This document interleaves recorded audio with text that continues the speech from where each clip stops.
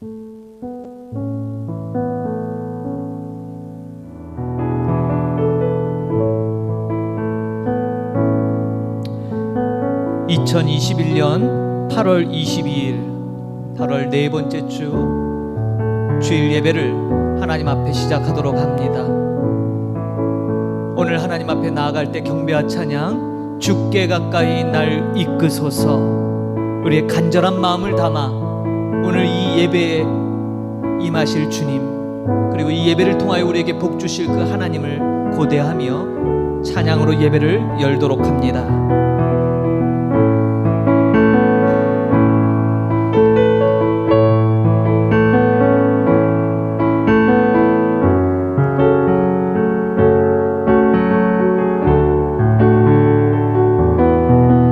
주께 가까이,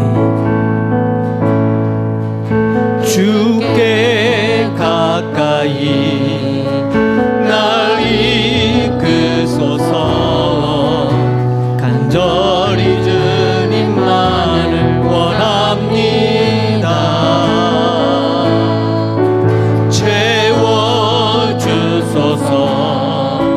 주의 사랑을, 진정한 찬양 드릴 수 있도록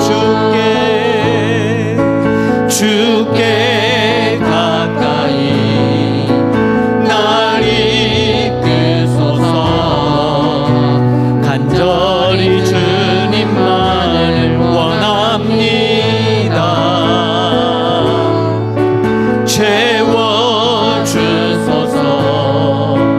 주의 사랑을, 진정한 찬양 드릴 수 있도록, 목마른 나의 영혼 주를 부르니, 나의 맘 만져 주소서. 주님만을 원합니다. 더 원합니다. 나의 맘 만져 주소서. 주께 가까이, 주께 가까이 날 이끄소서, 날 이끄소서, 간절히 주님만을 원합니다.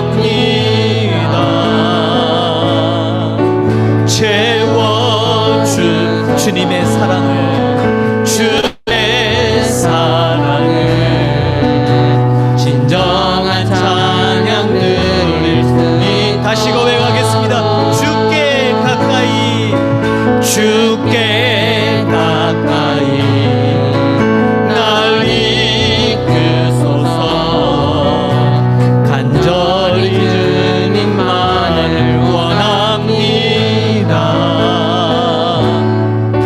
채워주소서 주의 사랑을, 진정한 찬양 드릴 수 있도록, 마른 나의 영혼 주를 부르니, 나의 맘 만져 주소서. 주님만을 원합니다. 더 원합니다. 나의 맘 만져 주소서. 목마른 나의 영혼, 목마른 나의 영혼 주를 부르니, 나의 맘 만져 주소서. 주님만을 원합니다. 더 원합니다. 나의 맘 만져. 다시 고백합니다. 목마른 나의 영혼, 목마른 나의 영혼 주를 부르니,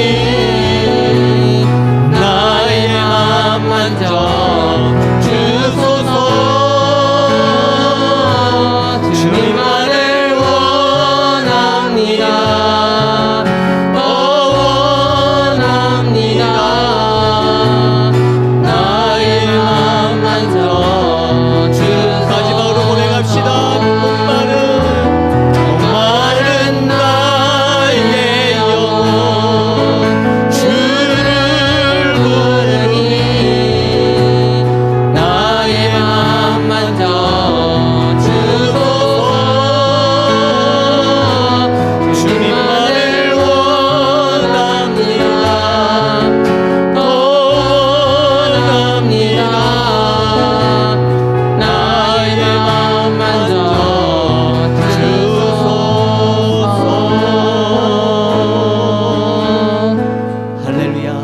우리 다 같이 일어나셔서 예수 우리 왕이여 영광의 찬양으로 나갑시다.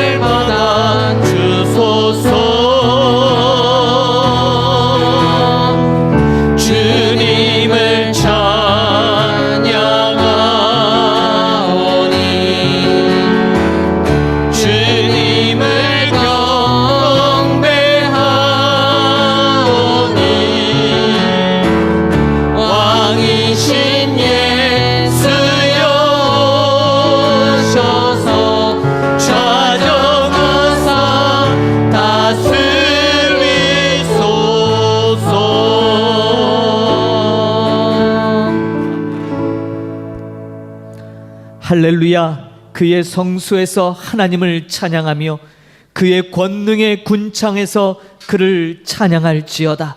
호흡이 있는 자마다 여호와를 찬양할지어다. 할렐루야. 아멘. 찬송 19장으로 영광 돌립니다.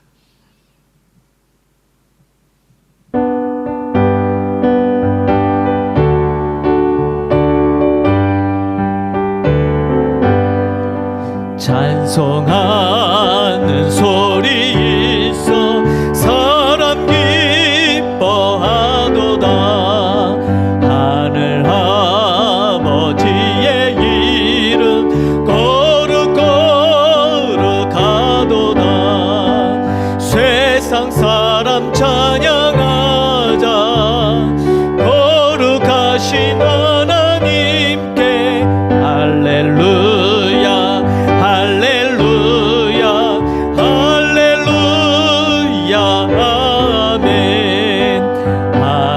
하나님의 나라 권세 영원토록 있도다. 하나님의 영광 나라 거룩거룩하도다. 하늘 보좌 계신 주님 세상 주가 나시도다. 할렐루야. 할렐루야. 할렐루야. 아멘.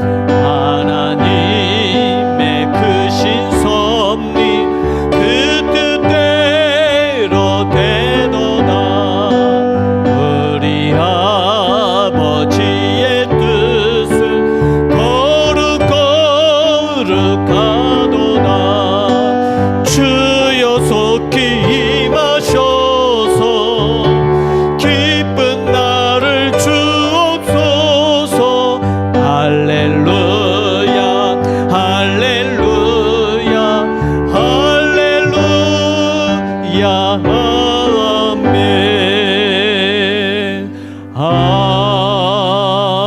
아멘. 성시교독 44번 시편 100편 말씀을 함께 나누어 고백드리겠습니다. 성시교독 44번 시편 100편 말씀입니다. 온 땅이여 여호와께 즐거운 찬송을 부를지어다.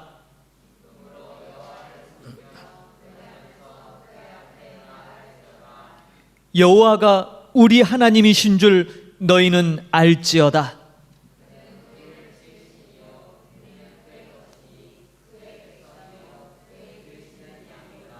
감사함으로 그의 문에 들어가며 찬송함으로 그의 궁정에 들어가서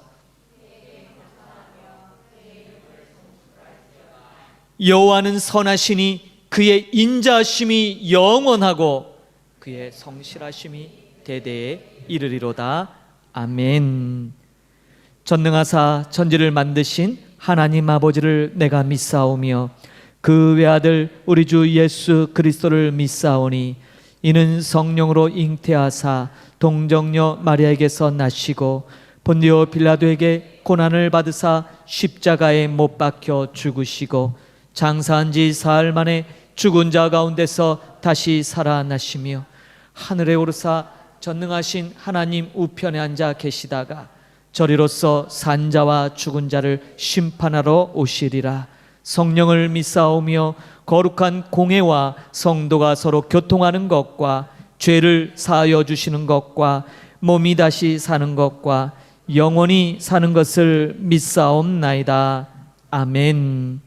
다 같이 자리에 앉으셔서 찬송 540장 주의 음성을 내가 들으니 찬양 드리겠습니다.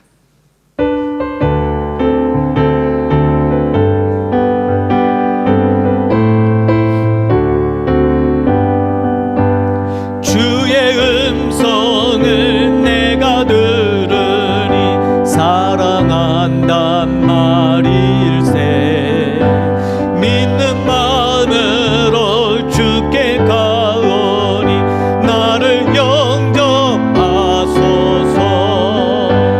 내가 매일 십자가 앞에 더 가까이 가오니 글쎄 주의 흘린 보배 피로써 나를 정케 하소서.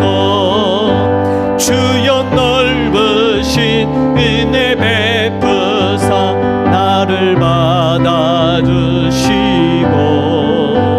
나의 품은 뜻 주의 뜻같이 되게 하여 주소서.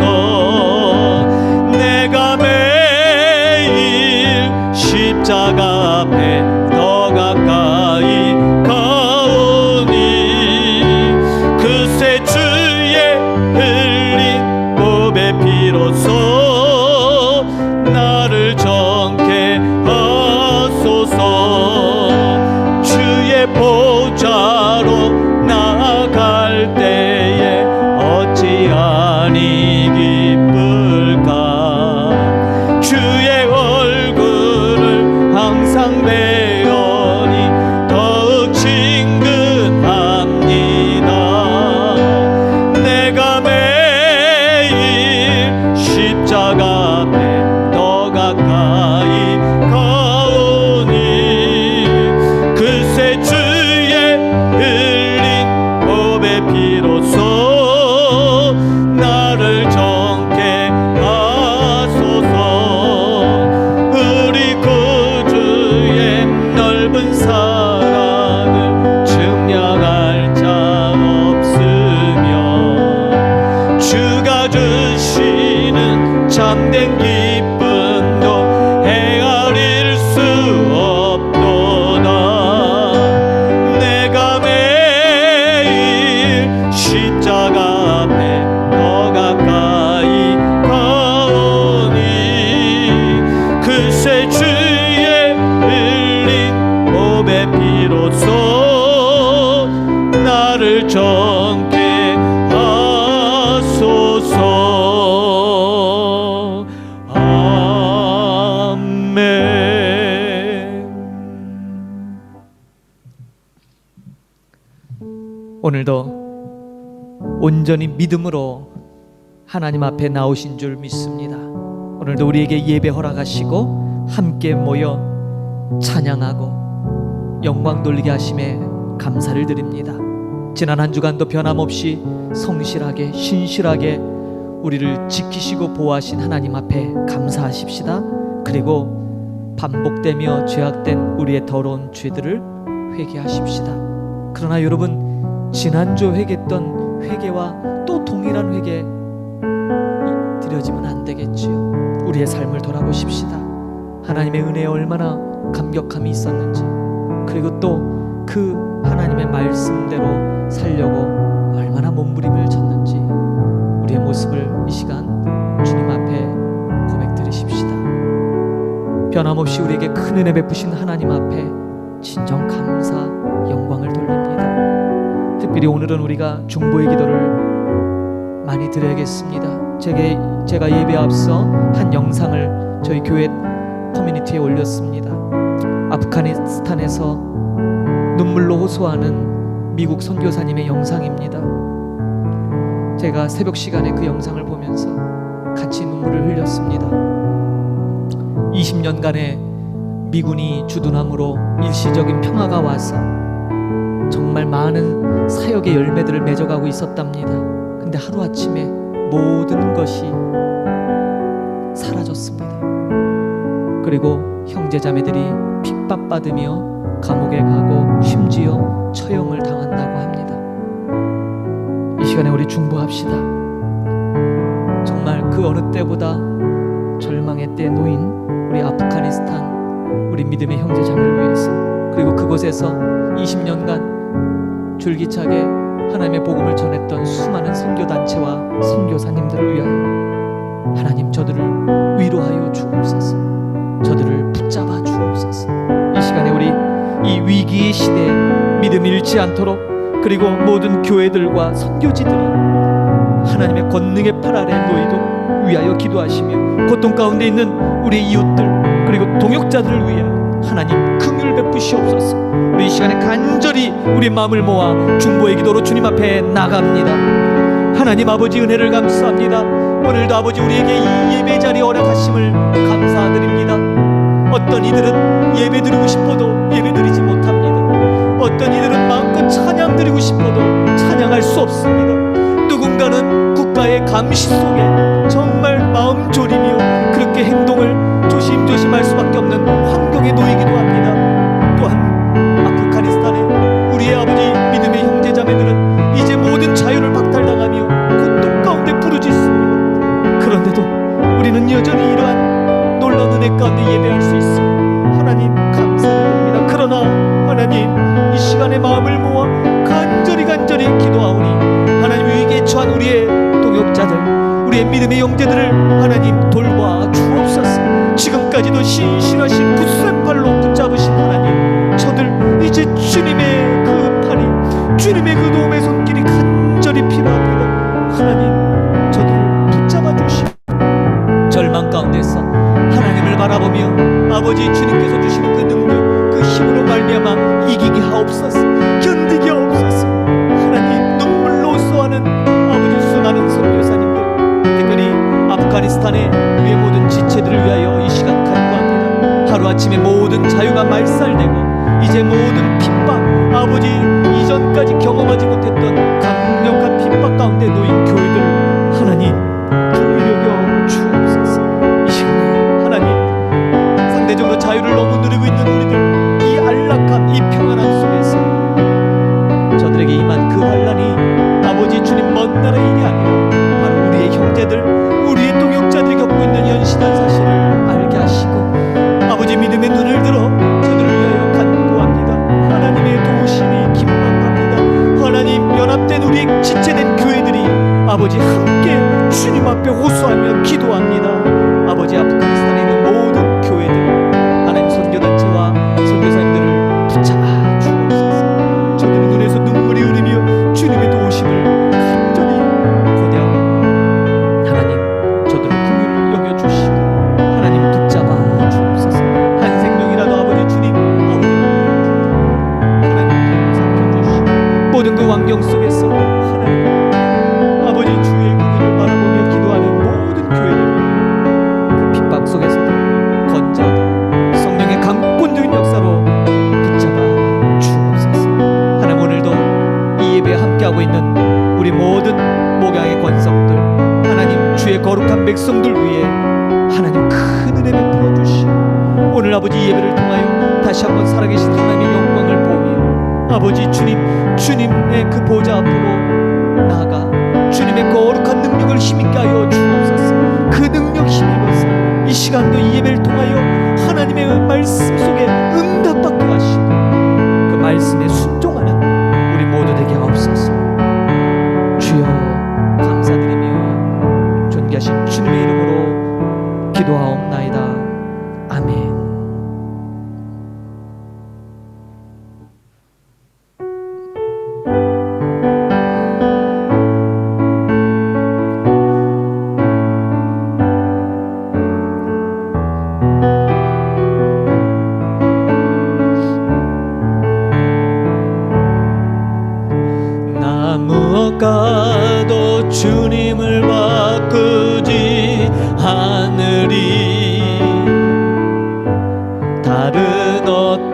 어떤 은혜 구하지 않으리.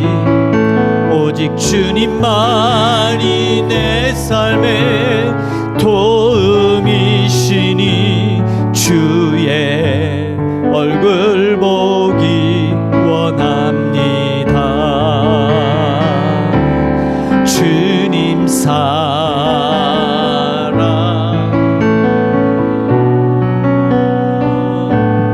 온 마음과 정성 다해 하나님의 신실한 친구 되길 원합니다.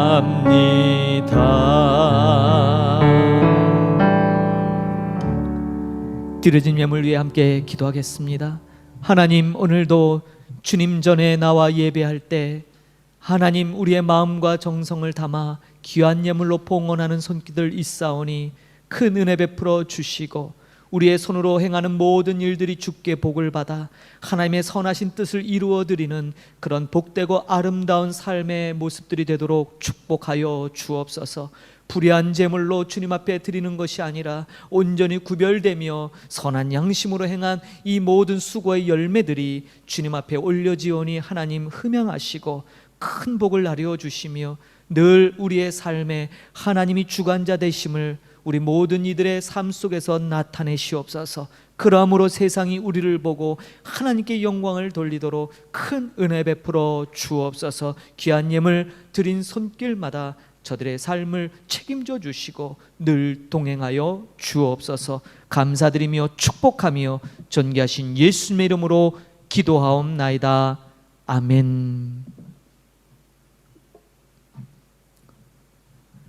예, 오늘도 이렇게 함께 현장에서 또 줌으로 대면하며 예배케 하신 하나님을 찬양합니다. 말씀드린 대로 기도에 우리가 함께 중보 나눴는데 아프가니스탄에 안타까운 소식들이 속속 들어오고 있습니다. 그 미국 선교사님이시죠?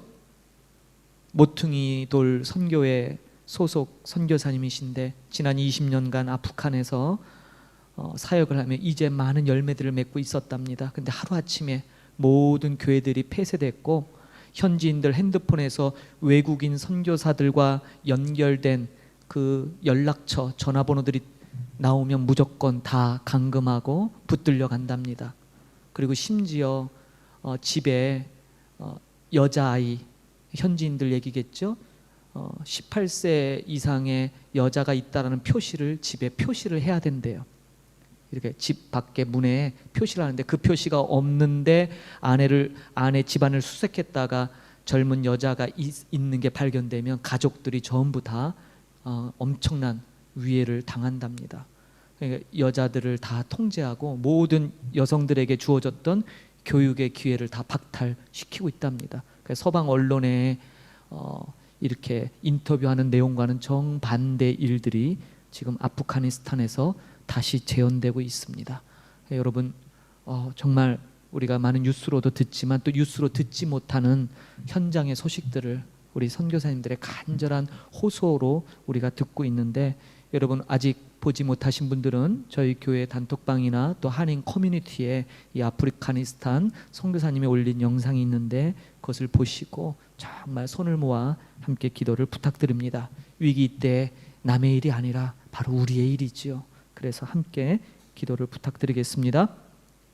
코에나시아에서 진행하고 있었던 호세아서 미가서 특강 여호와를 힘쓰알라 이제 마지막 주간을 앞두고 있습니다. 강의하신 우리 양권식 총장님, 통역 맡으신 차미애 강도사님 위하여 기도 부탁드리겠습니다. 또 교회를 통하여 우리 한인 선교사님과 나누는 말씀의 시간들이 있습니다. 화요일, 토요일 두 번에 걸쳐 말씀을 나누고 있는데 여러분 늘 관심 가져주시고 무엇보다도 기도가 필요합니다. 위기의 때에 우리는 어디서 힘을 얻습니까? 하나님의 말씀을 통해 힘을 얻는 것입니다. 그래서 저는 이 사역을 참 중요하게 여기고 하고 있는데 여러분 많은 관심, 기도 부탁드립니다.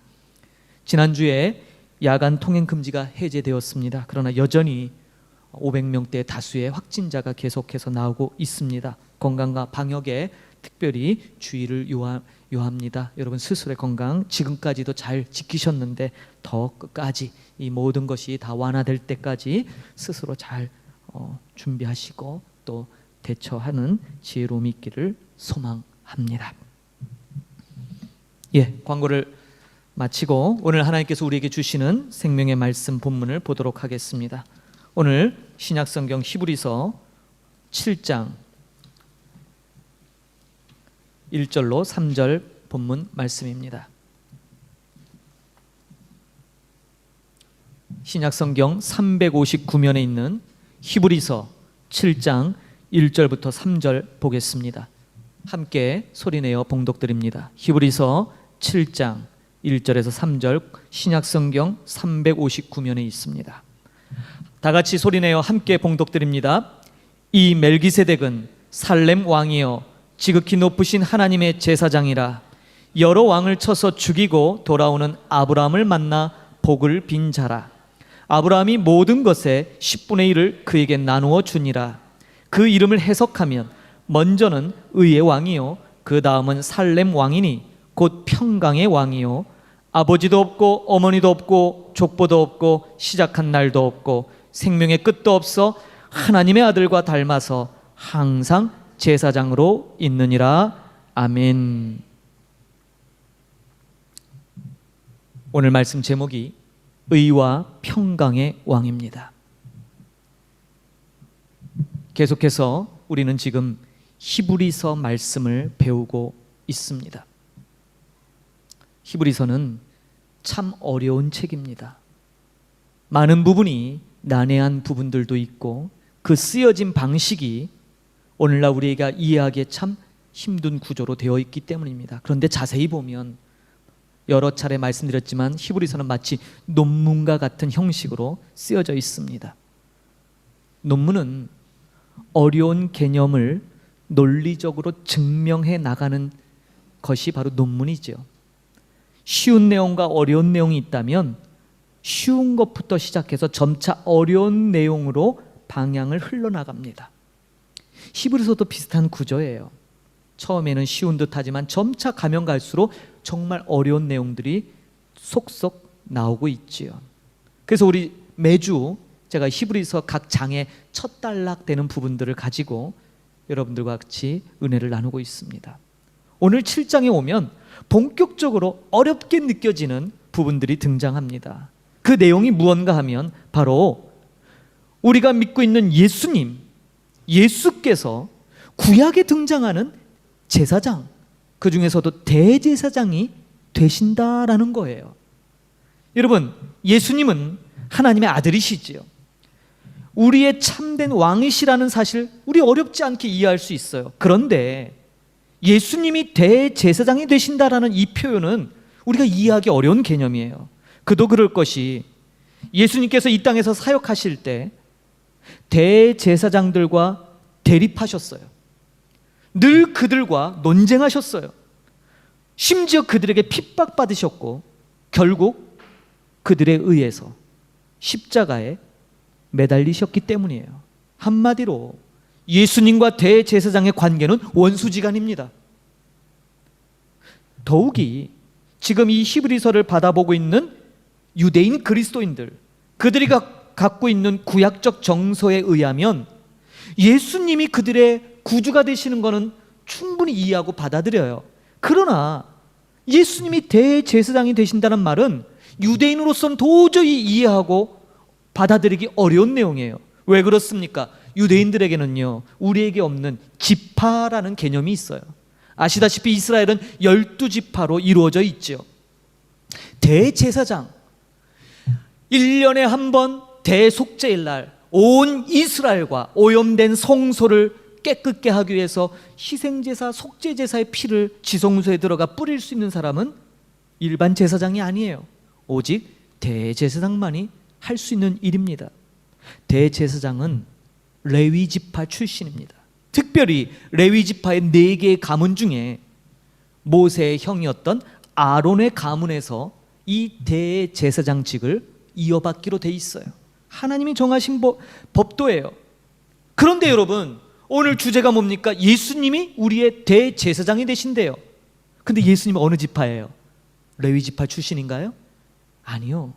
우리 예수님은 유다 지파 출신이시잖아요. 그러니까 여러분, 유대인들이 갖고 있는 지파 개념으로 본다면 예수님은 유다 지파시기 때문에 도저히 대제사장이 될 수 없어요. 바로 이 문제를 지금 이야기하고 있어요. 왜 그런데 히브리서는 왜 예수님을 대제사장이라고 부르고 있을까? 바로 이 문제를 설명하기 위해서 쓰여진 것이 7장 본문이에요. 오늘 본문에서 레위 지파보다 우월하고 비교할 수 없이 높은 이 우리가 믿는 예수님의 대제사장 되심, 이 개념을 설명하기 위해서 등장하는 인물이 오늘 본문 1절에 나오는 바로 멜기세덱이라는 인물입니다. 멜기세덱은 구약 창세기 14장에서 처음 등장하는 신비로운 인물입니다. 멜기세덱, 이 말이 히브리어예요. 히브리어의 그 말을 그대로 음역한 거예요. 들리는 대로 쓴 거예요. 이 멜기세덱, 말기체덱이라는 말이거든요. 이 두 단어가 합성된 이름이에요. 바로 멜기라는 거는 멜렉, 이 왕이란 뜻이에요. 왕.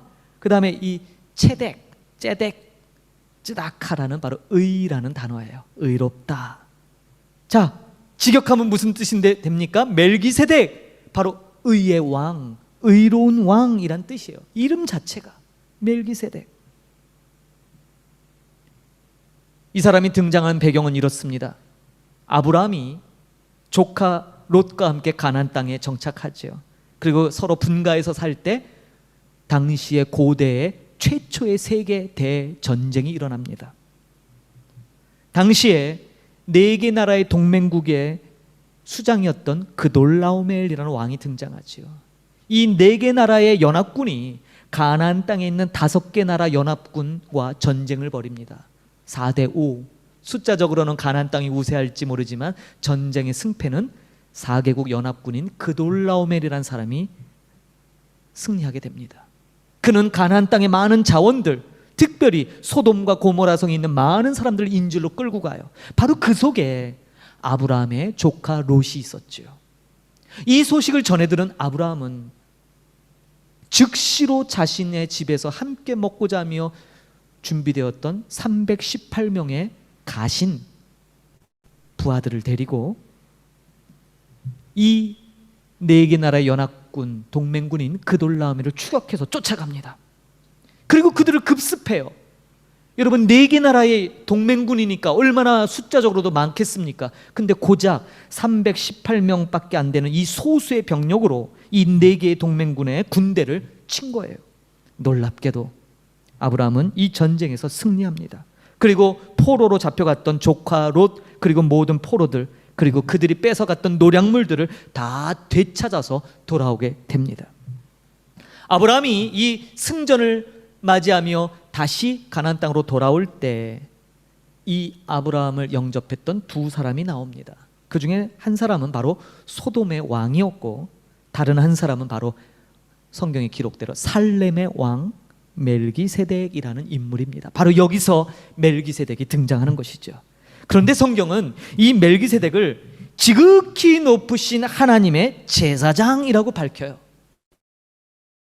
도저히 승리할 수 없는 전쟁에서 승리하고 돌아오는 이 아브라함에게 이 멜기세덱이 말합니다. 아브라함이여, 당신이 이긴 전쟁은 지극히 높으신 하나님께서 행하신 일입니다. 당신은 지극히 높으신 하나님의 도움으로 이 전쟁에서 승리한 것입니다 라는 거예요. 여러분, 아브라함은 창세기 14장 이 때까지만 해도 하나님을 잘 몰랐어요. 하나님을 그냥 막연하게 하나님을 알았지 자세히 몰랐는데, 이 멜기세덱이라는 사람을 통해 하나님이 어떤 분이신지를 분명하게 알게 되었죠. 지극히 높으신, 바로 이것이에요. 하나님은 지극히 높으신 분이라는 거예요. 이 말이, 이 지극히 높다, 지극히 높으신 하나님이란 이 문구가 창세기 14장에 3번 등장해요. 여러분, 성경에서 똑같은 말을 한 번도 두 번도 아닌 세 번씩 반복할 때는 매우 매우 중요하다라는 내용입니다. 지극히 높으신 하나님, 원어로요 엘 엘론이라는 말이에요. 엘 엘론, 이게 하나님의 이름의 뜻이에요. 지극히 높으시다는 거예요. 모든 가나안의 신들 비교할 수 없다라는 거예요. 아브라함이 알았어요. 아, 내가 믿어왔던 하나님이 지극히 높으신 하나님이었구나. 그걸 누굴 통해서 알았어요? 멜기세덱을 통해서 알게 된 거예요. 이 말을 듣고 아브라함이요 너무너무 감격했어요. 그렇구나, 이 전쟁 내가 318명을 데리고 우연히 이긴 줄 알았더니 그게 아니었구나. 지극히 높으신 하나님이 나를 도와서 승리케 하셨구나. 너무 감격스러워서요 이 얘기를 한 멜기세덱에 뭐합니까? 자기가 얻은 모든 노량물의 10분의 1을 감사 표시로 드리는 거예요. 최초의 성경에서 등장하는 11조의 최초의 모습이 등장하는 겁니다. 너무 감사해서. 자, 이 전쟁을 통해서 아브라함은 당시에 이 가나안 땅의 맹주였던, 가장 높은 자리에 있었던 소돔 왕보다 더 높은 지위를 얻게 돼요. 무슨 말입니까? 왜요? 소돔 왕은 그돌라오멜 동맹군에게 전쟁에서 졌잖아요. 그런데 거꾸로 아브라함은 아주 소수의 병력으로 그돌라오멜을 물리치고 모든 끌려갔던 포로들과 노략물을 되찾아왔기 때문이죠. 그런데 그러한 높은 사람 아브라함, 이 아브라함이 11조를 드리며 그 11조를 받고 아브라함에게 축복해 준 사람이 누굽니까? 멜기세덱이에요. 그러니까 뭐예요? 멜기세덱은 분명 아브라함보다 더 높은 사람이지요. 오늘 우리가 읽진 않았지만 히브리서 7장 7절에도 그 말씀이 나와요. 논란의 여지 없이 낮은 자가 높은 자에게서 축복을 받느니라. 높은 사람이 축복해 주는 거예요, 구약에. 그런데 여러분, 아까 멜기세덱을 성경이 뭐라고 가르쳤다고요? 그는 지극히 높으신 하나님의 제사장이래요. 여러분, 이 창세기 14장에는 아직 제사장들이 안 나타나요. 아브라함의 먼 후손, 거기에 레위가 태어나죠. 그 레위의 또 먼 후손 가운데 아론이 태어납니다. 그 아론의 가문에서 대제사장이 나오는 것이에요. 그런데 어떻게 이 아브라함 시대에 멜기세덱은 살렘의 왕이며 지극히 높으신 하나님의 제사장이었을까요? 성경은 분명히 멜기세덱을 지극히 높으신 하나님의 제사장이라고 말하고 있어요. 이것은 우리의 왕이시며 대제사장이신 예수님과 연결되는 상징이에요. 어디서 그걸 알 수 있나요? 멜기세덱은 지금 두 가지 직분을 갖고 있어요. 첫째가 뭡니까? 왕이라는 거예요. 살렘의 왕. 그리고 동시에 제사장이에요. 왕이면서 제사장. 우리 예수님이시잖아요.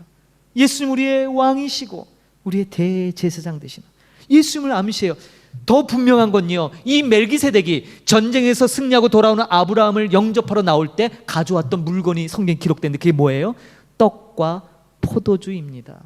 연상되시는 게 있으시죠? 그렇습니다. 예수님께서 유월절 만찬에서 이 떡과 포도주를 통해 저와 여러분과 새로운 언약을 맺으셨지요. 받아 먹으라, 이것은 너희를 위한 나의 몸이니. 받아 마셔라, 이것은 너희를 위하여 흘리는 나의 언약의 피니라. 네, 떡과 포도주는 예수님을 가리키잖아요. 아, 이 멜기세덱 바로 메시아의 모델이었어요. 구약 성경에서 오실 메시아, 그분을 모형으로 나타내고 있는 모델이었지요. 그런데 중요한 것은 이렇게 중요한 의미를 갖고 있는 이 멜기세덱에 대해서 성경은 자세하게 얘기를 안 해줘요. 히브리 사람들의 특징이 하나 있습니다. 정말 중요한 것은 기록을 하지 않아요.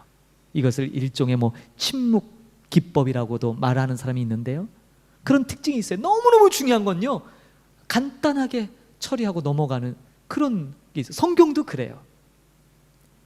멜기세덱은 신약 시대에 오실 메시아를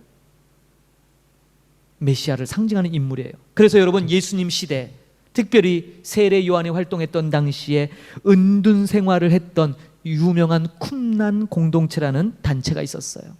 여러 지역에 이 사람들이 있어요. 이 사람들은요, 세상 모든 것 다 단절하고 함께 모여 공동생활하며 말씀을 연구하고 오실 메시아를 고대했던 사람들이에요. 근데 이 사람들, 이 쿰란 공동체 사람들이 가장 많이 공을 들이며 연구했던 인물이 누구냐? 바로 멜기세덱이에요. 왜요? 멜기세덱은 말씀드린 것처럼 오실 메시아의 전형적인 모습, 모델이기 때문이지요. 자, 지금까지 말씀드린 내용이 바로 오늘 우리가 본문 7장 1절에서 3절까지만 봤지만 7장 전체의 내용이에요. 제가 이 7장 전체 내용을 지금 압축해서 설명을 드렸어요. 자, 2절에 아주 중요한 내용이 기록되어 있는데 한번 보겠습니다. 2절, 아브라함이 모든 것의 10분의 1을 그에게 나누어 주니라. 그 이름을 해석하면 먼저는 의의 왕이요 그 다음은 살렘 왕이니 곧 평강의 왕이요. 여러분, 2절에서 어떤 문구가 눈에 먼저 들어오십니까? 저는요, 이 첫 번째 말씀 뭐예요? 먼저는 이라는 말이에요. 먼저. 이 먼저라는 말이 눈에 확 들어와요. 왜요? 이 먼저라는 것은 뭘 뜻합니까? 순서가 있다라는 거예요. 순서가 중요하죠. 순서가 뒤바뀌면 안 되잖아요. 왜냐하면 앞서서 우리가 살펴본 것처럼 멜기세덱은 예수님을 가리키기 때문이에요. 그래서 이 예수님을 가리키기 때문에 중요한데, 이 사람의 이름을 뜻을 히브리서 기자가 설명해요. 해석하면, 그 이름을 해석하면 먼저는, 자, 먼저가 뭡니까? 첫 번째 그 이름의 의미가 의의 왕이라는 거예요. 의의 왕. 이 중요해요. 첫 번째 의의 왕. 두 번째, 그 다음이 평강의 왕 이름입니다. 평강의 왕. 여러분, 이 멜기세덱이 이름이 중요한 이유가 두 가지가 있어요. 첫 번째, 우리가 예수님을 믿으면서 두 가지를 얻게 돼요. 예수님을 믿게 되면 두 가지를 얻게 되는데, 첫 번째가 우리에게서는 도저히 찾을 수 없는 의를 얻게 돼요. 의. 하나님을 거역하고 죄로 인해 불의한 우리가 하나님의 의로움을 얻게 된다라는 거예요. 의를 얻는다. 두 번째, 그 의를 얻음으로 그래서 뭐예요? 평강을 얻게 된다라는 거예요. 평강. 하나님의 관계가 회복되니까, 하나님과의 막혔던 관계가 다시 회복되니까 우리에게 평강이 임하게 되지요. 그런데 여러분, 이 둘이 순서가 바뀌면 안 돼요. 뭐가 먼저라고요? 의가 먼저라고요. 자, 보십시오. 우리가 불의한 상태에서는 절대로 평강이 임할 수 없습니다. 성경에 보니까 악인에게는 평강이 임할 수 없다라고 얘기합니다. 악인들에게는. 자, 그런데 우리가 살고 있는 이 세상, 소위 말하는 복을 가져다 주는 다른 종교들을 한번 보십시오. 기복 종교라고 하는. 자, 그 기복 종교에서는 뭐라고 얘기합니까? 의로움? 이런 거 필요치 않아요. 우리를 죄인이라고 말하지 않아요. 아유, 죄인이란 소리 좀 하지 마세요. 이렇게 얘기하죠. 의가 필요 없답니다. 그저 평강만 있으면 된다라고 얘기하죠. 예수 믿으면서도 하나님은 사랑이시다. 그러니까 아무 걱정 없어. 뭘 해도 괜찮아. 그냥 평안히 뭐든지 좋을 대로 해. 이렇게 얘기한다면 평강의 왕의 의미는 조금 들어있을지 몰라도 의의 왕이라는 것은 전혀 드러나지 않지요. 성경은 분명히 먼저는 의의 왕이요라고 강조하고 말씀합니다. 여러분, 예수님이 누구십니까? 그분은 의의 왕이십니다. 우리를 의롭게 하시는 왕, 이것이 먼저라는 거예요. 예수님을 믿음으로써 얻게 되는 것, 먼저가 의로움이에요. 의가 우리에게 주어진다는 거예요. 그 다음에 그 의로 말미암아 평강이 온다라는 것이죠. 신앙생활은 마구잡이로 하는 것이 아니에요. 질서 있게 하는 것이죠. 은혜를 받는 것도 질서를 따라 받는 거예요. 아무 데나 가서 은혜 받았다고 그러는 거 아니에요. 특별히 우리가 선교지에서 살고 있는데 선교지에서 우리가 현지인들에게 복음을 전할 때 바로 이 복음의 원리, 우리 예수 그리스도를 통해서 얻어지는 게 무엇인지를 성경의 질서를 통해 잘 가르칠 필요가 있어요. 그래야 건강하고 바른 신앙을 갖게 되는 것입니다. 자, 다시 본문으로 들어가겠습니다. 우리는 2절을 통해서 멜기세덱의 이름이 의의 왕, 평강의 왕, 근데 먼저는 의다라는 것을 강조하는 것을 보았죠. 3절을 다시 주목해 보겠습니다. 3절, 그런데 이 의의 왕이요 평강의 왕의 특징이 뭐다? 아버지도 없고 어머니도 없고 족보도 없고 시작한 날도 없고 생명의 끝도 없어 하나님의 아들과 닮아서 항상 제사장으로 있다라는 거예요.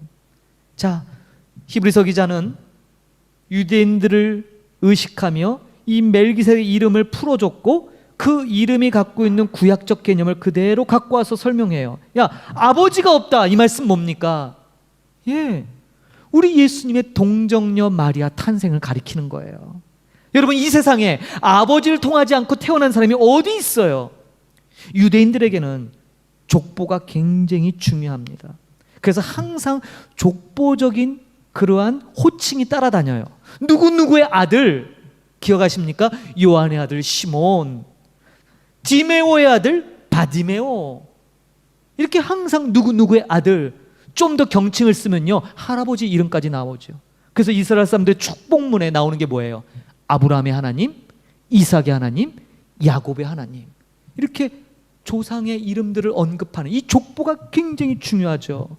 그런데 여러분, 예수님은 동정녀 마리아를 통해서 탄생하셨죠. 이것이 뭐와 같다고요? 아버지 없다, 아버지도 없고 라는 문구의 의미예요. 자, 그렇다면 어머니도 없다라는 말은 뭘까요? 그것도 똑같은 거 아니에요? 예, 그렇지만 약간 구분할 필요가 있어요. 자, 아버지가 없다라는 이 개념은 조금 전에 말씀드린 것처럼 동정녀 마리아의 탄생을 두고 했다면, 어머니가 없다는 개념은 뭐예요? 어머니 없이 어떻게 우리가 태어났죠? 예, 이 어머니가 없다는 말은 엄마보다, 마리아보다 예수님이 먼저 계셨다라는 거예요. 이거를 조금 어려운 용어로 선재하셨다라고 말합니다. 미리 계셨다는 거예요. 미리 계셨기 때문에, 어머니 없이도 미리 계셨기 때문에, 미리 이미 존재하고 계셨기 때문에 이것을 의미해요. 자, 이처럼 시작한 날도 생명의 끝도 없이 마치 모처럼 하나님의 아들처럼. 자, 이제 드디어 히브리서 기자가 얘기하고 싶은 진짜가 나왔죠. 예수님은 하나님의 아들이세요. 자, 지금 히브리서 기자는 이 구약의 신비로운 인물, 의의 왕이요 평강의 왕인 멜기세덱과 예수님을 아주 의도적으로 결합시키고 있어요. 공통점을 부각해요. 그래서 여러분, 우리가 다 읽진 않았어도 히브리서 7장을 통해 이 멜기세덱을 아브라함보다 높은 사람, 왜요? 아브라함 축복해 줬잖아요. 높은 사람이 낮은 사람에게 축복해 준다 그러잖아요.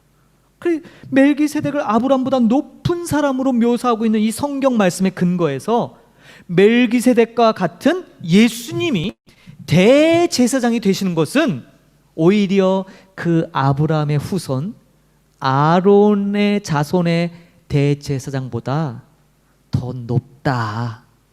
그러므로 예수님이 대제사장이 되는 것은 조금도 이상하지 않다. 훨씬 더 높으신 분이다. 이거를 말하고 있는 겁니다, 여러분. 좀 어려운 내용이지요. 이 유대인들 때문에 그래요. 유대인들에게 있어서는 제일 큰 사람이 누구예요? 아브라함이거든요. 그들의 시조이자 믿음의 조상. 유대인들에게 아브라함은 가장 큰 자예요. 그런데 보니까 아브라함보다 큰 사람이 등장하네요. 그 사람이 바로 멜기세덱이죠. 의의 왕, 평강의 왕. 그런데 이 멜기세덱이 누구와 같아요? 예수님과 같은 존재예요. 하나님의 아들과 같아요. 아브라함이 멜기세덱을 통해 지극히 높으신 하나님을 알게 된 것처럼 저와 여러분도 바로 예수님을 통해 하나님을 알게 된 줄로 믿습니다. 아멘. 이 말은 바꿔 말하면 아브라함은 멜기세덱을 만남으로 인해서 오실 메시아를 보게 된 거예요. 자신의 후손으로 오실 분이지만 먼저 계셨던 분, 어머니도 없고 선지하시는 이 예수님, 그 성자 하나님, 그 먼저 계셨던 분 메시아, 그분이 바로 예수 그리스도신 거죠. 그분을 멜기세덱을 통해 보았습니다. 시편 110편 4절에 이런 말씀이 있습니다. 제가 읽어드립니다. 시편 110편 4절. 여호와는 맹세하고 변하지 아니하시리라. 이르시기를 너는 멜기세덱의 서열을 따라 영원한 제사장이라 하셨도다. 아멘. 다윗도 이 사실을 알게 됐어요. 다윗도 자신의 후손으로 오실 이 메시아를 보면서 그가 멜기세덱의 계열을 따라 영원한 제사장이 되실 것을 믿음의 눈으로 바라보았습니다. 멜기세덱도 아브라함도 다윗도 다 오실 메시아를 바라봤죠. 구약의 백성들은 바로 이러한 모형 그림자였던 예수님을 통해 하나님을 보았던 것입니다. 오늘 우리는 다시 한번 예수님을 통해 하나님을 보게 됩니다. 예수님은 의의 왕이십니다. 예수님은 평강의 왕이십니다.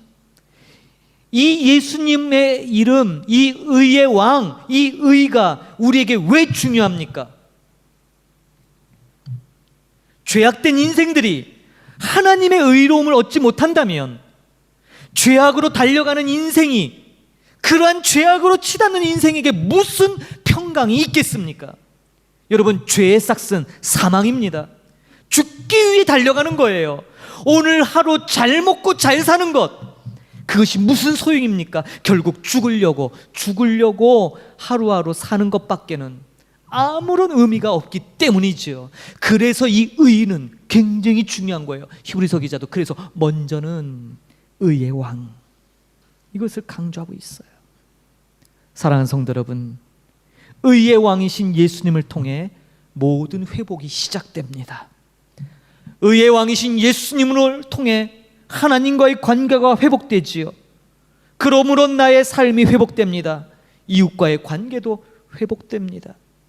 그렇게 해서 우리 삶 가운데 평강이 임하게 되는 것이죠. 이것이 바로 샬롬입니다. 이것이 진정한 행복입니다. 여러분, 행복하기 원하시죠? 코로나 팬데믹 시대에 우리는 얼마나 이 행복에 갈망합니까? 그런데 여러분, 의의 왕이신 예수님을 아는 것, 이것이 진정한 평강으로 가는 가장 중요한 첫걸음입니다. 사랑하는 성도 여러분, 예수님은 의의 왕이시며 평강의 왕이십니다. 다시 그분을 붙잡읍시다. 그분을 통해 오늘 의롭게 된 하나님의 거룩한 백성으로 다시 새롭게 우리의 삶을 시작하십시다. 일어나십시오. 다시 예수님을 붙드시기를 바랍니다. 그 주님과 동행함을 통해 우리의 삶이 기쁘고 감사가 넘치며 우리를 통해 주의 영광이 드러나기를 간절히 소망합니다. 아멘. 결단의 찬양을 나누겠습니다. 오늘 결단의 찬양은 평강의 왕이여라는 찬양입니다. 아까 찬양 연습하면서 우리 찬양단에게 제가 얘기했어요. 내가 중학교 때 불렀던 찬양이다 했더니 아이들이 다 눈이 동그래져서 놀라더라고요. 참 오래전에 제가 많이 은혜 받았던, 제가 중학교 시절에 이 찬양을 부르면 은혜 받았던 모습이 기억나더라고요. 그때나 지금이나 변함없으신 주님, 그 주님만이 우리에게 유일한 평강을 가져다 주시는 의의 왕이십니다. 우리 함께 일어나서 평강의 왕이여 자비 하나님, 이 찬양으로 오늘 말씀을 되새기는 시간, 결단의 시간 갖습니다. 함께 찬양합니다.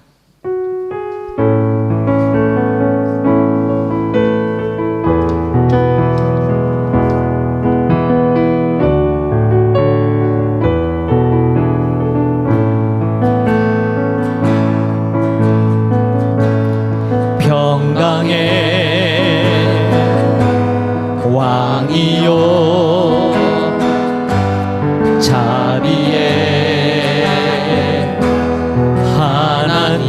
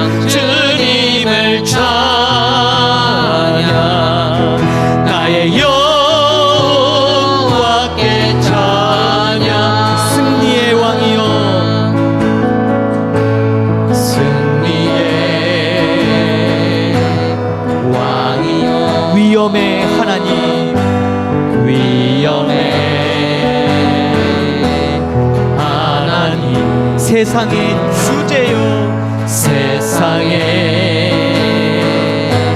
주제요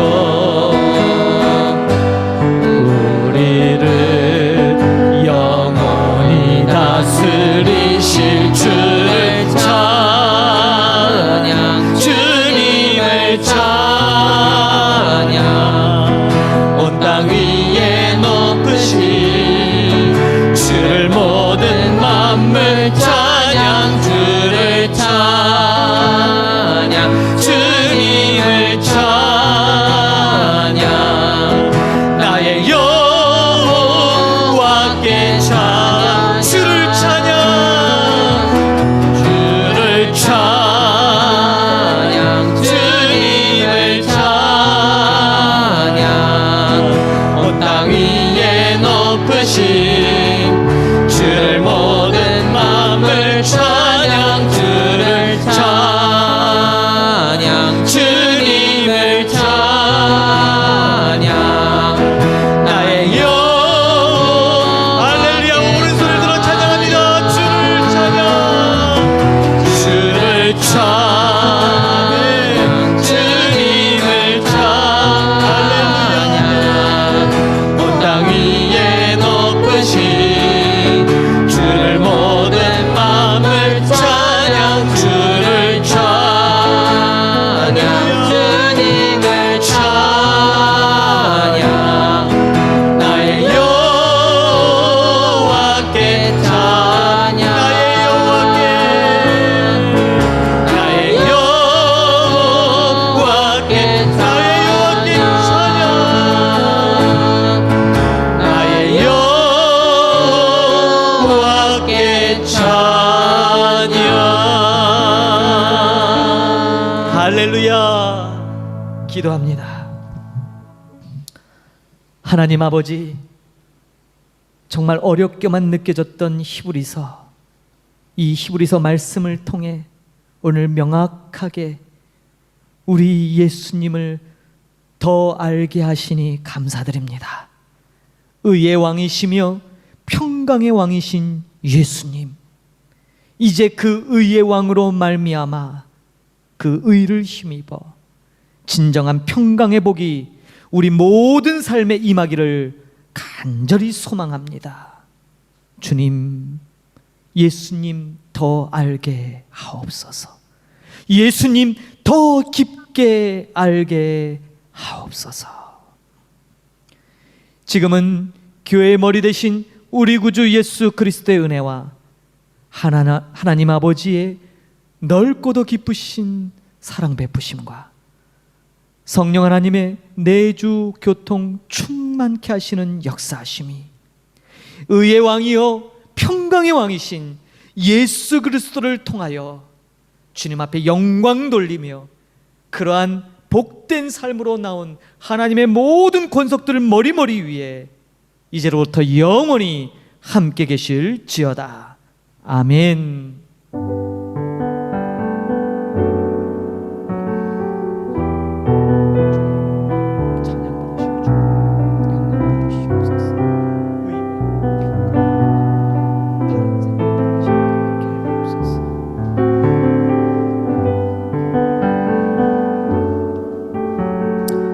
예배를 모두 마쳤습니다. 오늘도 함께 하신 모든 분들을 축복합니다.